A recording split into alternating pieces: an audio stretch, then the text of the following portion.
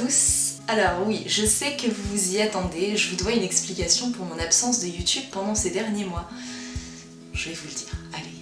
J'ai déménagé en Moselle, à 30 minutes du Luxembourg. Donc c'est pour des raisons et personnelles, puisque j'ai pu emménager avec mon copain, et professionnelles parce que je me suis aperçue qu'il y avait moins de photographes professionnels qu'à Paris et autant de projets disponibles. Donc en faisant rapidement le calcul, je me suis rendu compte que ce serait plus lucratif pour moi et que mon activité photographique marcherait mieux dans cette région. Voilà. Donc comme vous l'imaginez, c'était un petit peu le bazar en arrivant. Et je ne voulais pas vous faire de vidéos avec des cartons de déménagement en fond. Et je me suis dit non, ça va pas vous plaire. Alors j'ai préféré attendre un petit peu et poser le décor futur de mes vidéos directement cette fois-ci. Maintenant que je suis posée, le dernier carton a été vidé, on peut repartir sur de bonnes bases.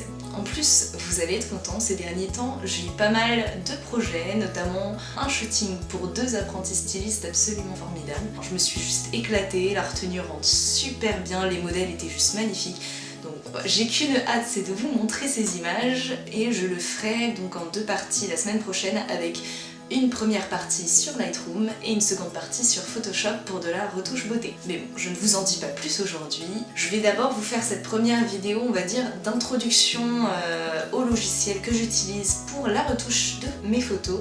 On a déjà parlé de la prise de vue, du matériel, tout ça. Et je tenais absolument à vous faire une petite présentation rapide, justement, voilà, que vous puissiez pas à pas commencer vous aussi à retoucher vos images avec ces logiciels. Alors on a d'à côté Photoshop, qui, elle, est une application de retouche, on va dire, poussée pour faire vraiment du photomontage, de la retouche beauté, vraiment, enfin, voilà, on a vraiment besoin d'avoir beaucoup d'outils pour la retouche des images sur Photoshop. Et de l'autre côté, on va avoir un autre logiciel que moi j'utilise toujours en priorité parce que c'est le logiciel qui permet de traiter des fichiers RAW, comme je vous avais dit la dernière fois, et justement de les améliorer en faisant en sorte que le fichier de sortie, qui soit un TIFF ou un JPEG, soit le meilleur possible, c'est Lightroom. Avec Lightroom et Photoshop, on peut arriver à retoucher nos images de A à Z.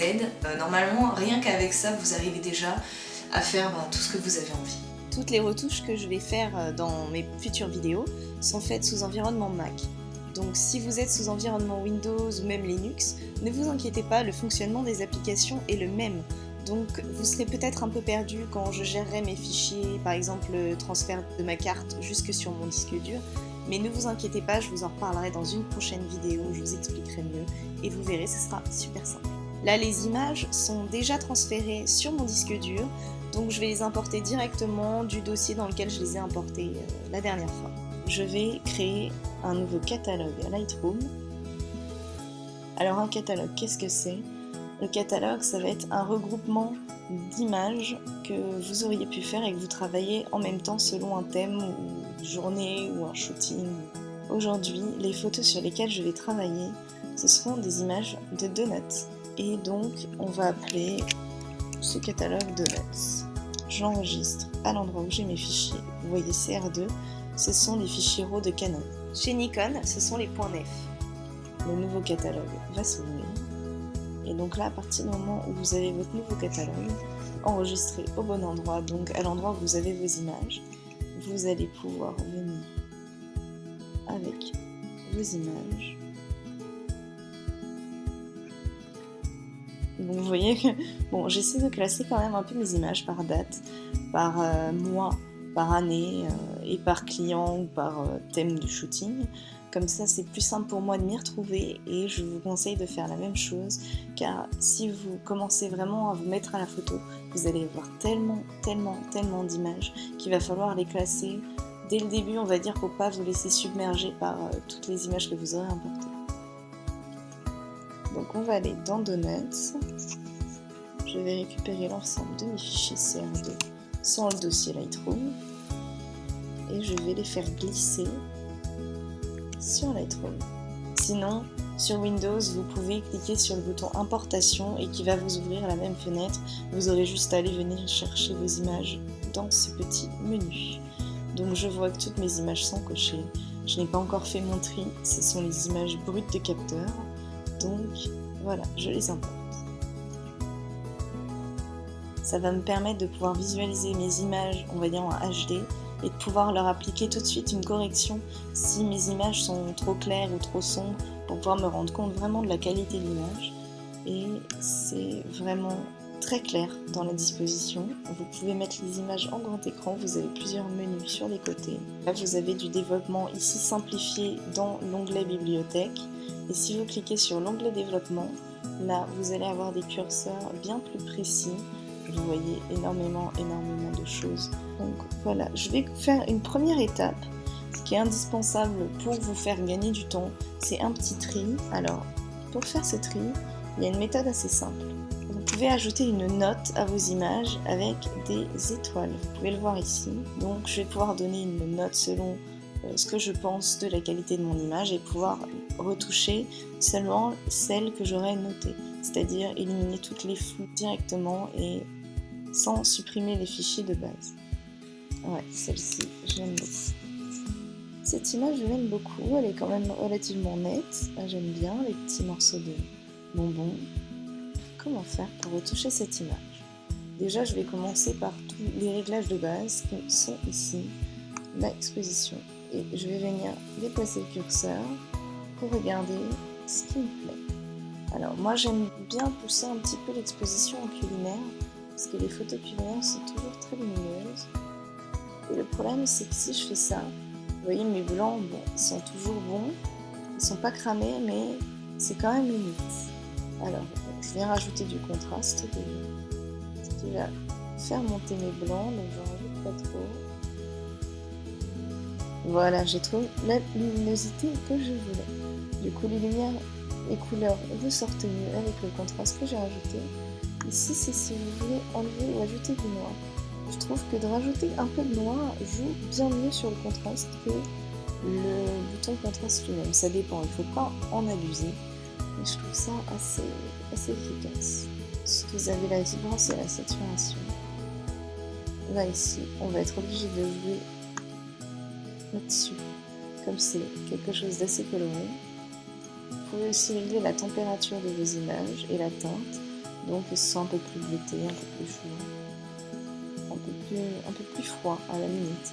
Parce que sinon, ça me plaît moins. On ne va pas non plus en abuser. Même si ça donne un petit côté sympa, je trouve que ça fait ressortir le bleu d'assiette. On peut donc même encore pousser un peu la saturation. Je vais peut-être la rogner un petit peu, histoire de ne plus avoir cette barre noire derrière que j'aime. Mais je fais attention tout de même au haut de la serviette à ne pas le couper.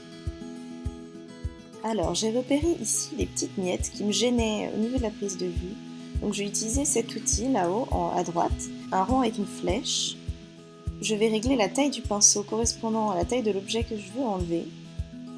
Et ça va me permettre de récupérer de la texture qui se trouve à proximité pour réussir à éliminer l'objet, soit en dupliquant, soit en corrigeant la partie que j'ai sélectionnée. Si je dézoome, à la fin, on pourra voir que la retouche se fond parfaitement avec le reste. Donc c'est quand même assez pratique pour des retouches assez simples.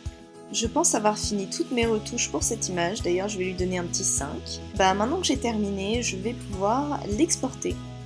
Cette image me plaît assez, j'aimerais la poster sur Facebook par exemple, ou sur mon site internet.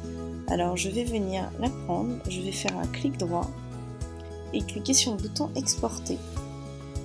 Ça va venir m'ouvrir une petite fenêtre qui me permet de sélectionner où va s'enregistrer la photo. Donc là j'ai mis le dossier de la photo d'origine, comme ça je sais qu'elle est avec mes fichiers RAW. Dans un sous-dossier que je vais appeler JPEG Donuts.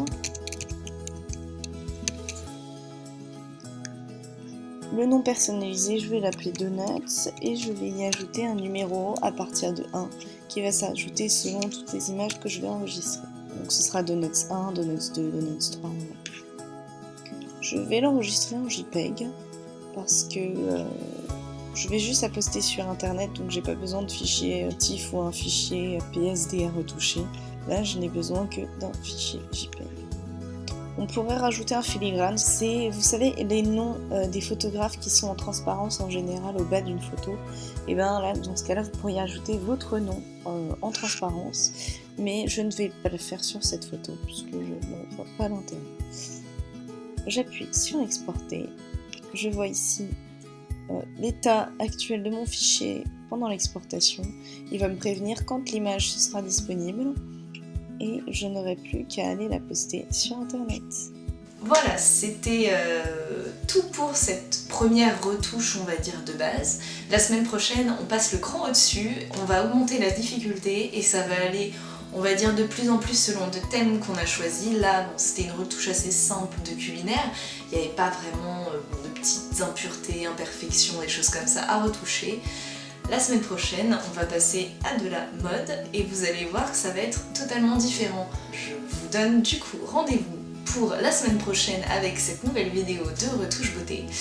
J'espère que celle-ci vous aura plu ou en tout cas qu'elle vous aura aidé. C'est avec plaisir que je reprends mes vidéos. Je vous promets en tout cas d'essayer de ne plus vous refaire de coups comme ça, de disparaître dans la nature. Continuez à commenter, à liker, à partager.